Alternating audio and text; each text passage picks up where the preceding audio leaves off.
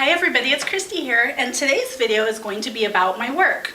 I am a full-time creepy doll artist. Whenever I tell people what I do, they ask me if I can make a living doing this. My answer is yes. It's not the best living, but I love what I do. I have a kid, so I get to be home with her. I don't have daycare issues or anything like that. And I have a really flexible schedule, so it allows me to do pretty much everything I want to do as long as money allows. So, I really wouldn't trade this for the world. I get asked all the time if I will do how-to videos, how I make my dolls, and I never have, and I don't plan on it. This video is not going to be like a step-by-step tutorial.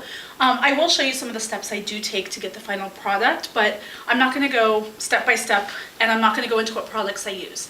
And the reason why is because unfortunately, there's a lot of people who see what I do and see that I sell stuff, and they feel that maybe they need to try to cash in on what I do.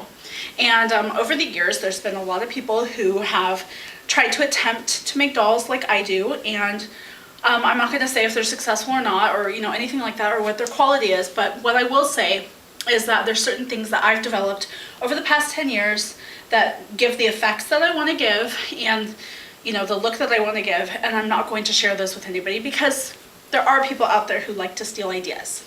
Dolls. I go to yard sales, thrift stores, I buy huge amounts of dolls online if I can. I have probably in my house right now 100 doll bodies waiting to be made over. And let's start with this. This is a doll I found probably at a thrift store. I really have no idea. My sister's actually now my helper in a way. She goes on doll hunts for me so I can save some time and work more on the actual painting process and less on the finding. So there will be times she comes home from work with a trunk full of dolls for me. But this is an example of, a doll that I would find. And a lot of times they're missing all kinds of things, like missing shoes, missing stands, missing clothes, missing hair. I don't care about the condition at all. I just take it and then I work with what I have. So one thing I want to say before we even get into the next stage of what I do with the dolls is that I do not sew the clothes unless otherwise stated, and I do not sculpt the heads unless otherwise stated. And there's a reason for this. While I would love to do all those things all the time, that would mean that my dolls would have to cost about $500 to $700 each to cover all the time, supplies, all that. So for me personally, I choose to repaint. So I am what's considered a repaint doll artist. Here's the next stage of a doll. This is just an example. I harvest them is what I call it. I take off everything from the doll. You saw the last doll had clothes and wig and all that. I take everything off and then I set the doll aside. And I kind of have like a stack of bodies like this, where if somebody says they want a certain kind of doll, I can go from my bodies and see, if I have it and if I can make what they want. So this doll's actually got a broken foot, so I'm going to probably take her parts off and use her for various things. So the next stage would be base coating, and a lot of people have asked me what kind of base coat that I use, and I'm not gonna lie, it's paint. It's a base coat, and it's the best one that I found so far, and I'm not going to give away my secret. So anyways, it gives a really smooth, really good, non-glossy coat. So this is my favorite paint, and it's my favorite base paint to work with. Anything else I've tried I really don't like. So this is a base painted doll.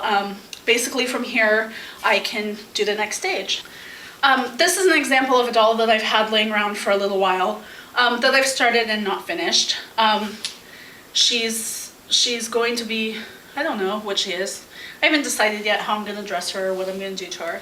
But you can see she's, kind of complete, not completed. She's in the process. She's a work in progress. So you can see I paint and do all these things. So I don't have any examples right now of dolls with their wigs on or dressed or anything like that.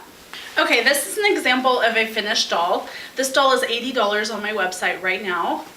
She's what I call a morning doll, and for this dress right here, I did not sew it, but I stained it, and I did a burning effect, which is not with an actual flame. I actually have a device that I have implemented for my burning of clothes, and it gives off like a really spooky effect. I don't know if you can see the holes in the detail, but up close it's really cool. It's got like a very, very like old creepy effect. So let's see, she's got little shoes, and you know, she'll have a doll stand when I ship her out, and this would be a final doll. As for what glues I use very expensive glues. I use expensive hair for the black hair and the colored hair. Some of the hair that I use are wigs that have come on other dolls. Basically, when I get a doll in, I harvest it, like I said. And so I have bins and containers and things of dresses, of shoes, of hats, of wigs, you know, everything. I have everything in containers throughout the house. So I have a lot of doll stuff, a lot of doll stuff. And sometimes I think like, oh, I need to get rid of all this stuff and condense, but then I'm like, no, one day I'll be able to use it. So those are examples of like the girl dolls I would make. Bottle dolls. And I find vintage bottles usually. Once in a while I'll use modern bottles. But I find vintage bottles and then I use doll heads and put them on top. So I think this doll is $55 in my shop. I'm not 100% sure what the final price was, but this is an example of a bottle doll. And I love to use found objects in my work, like old keys or old bottles or old findings and things like that.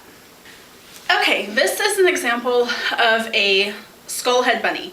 I do not sew the bunny bodies. If I did, I would have to charge a lot more for these, and I like to try to keep my prices as reasonable as possible because I do know this economy sucks.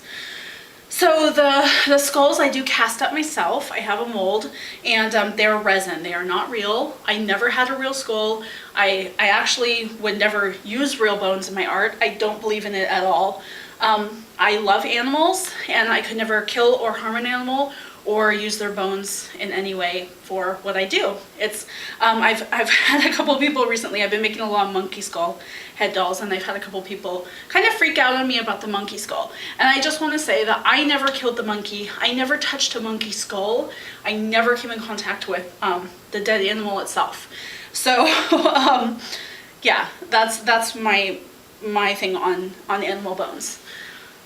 And lastly, what I do, I paint. This is actually a painting that I did last night, and I love to paint curvy, chubby, fat girls. I've been doing that for years and years and years and years. And a little side story. When I was a kid, my mom would take us to the grocery store, and we'd always get coloring books. My favorite part of the coloring book was the blank inside pages. There'd be like the back of the cover and the back of the back cover. They were always blank, and I draw my own girls, constantly drawing girls. I have no idea why, but I always drew girls. I drew their clothes, all of that. And so it's funny because a lot of the coloring books that my daughter has now, they don't have the blank, you know, inside covers. They have advertising inside of the covers now. And it's just another thing that reminds me of like something from my childhood that's totally, you know, disappeared. The blank inside covers of coloring books. So that's my video. I know that this was not a step-by-step tutorial. I hope it kind of showed you guys a little bit about what I do. If you guys have any questions, please post them on the comments for this video, and I'll try to answer them as best as I can. Bye.